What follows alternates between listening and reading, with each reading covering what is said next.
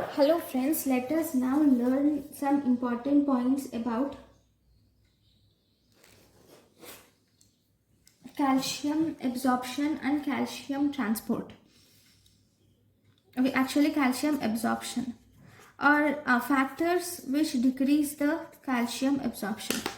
Factors which decrease the calcium absorption are, first we have glucocorticoids and phenytoin. Glucocorticoids and phenytoin, both these will decrease the intestinal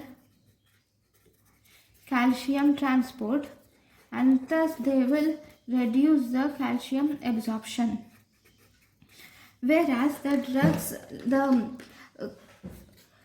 compounds like phytates, phosphates, oxalates and tetracyclines, drug like tetracyclines, these will form insoluble complexes with calcium.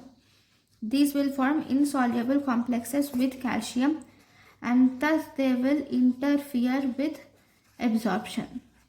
So these are the factors which increase the glucocorticoid. These are the factors which decrease the calcium absorption. Okay, thank you for watching.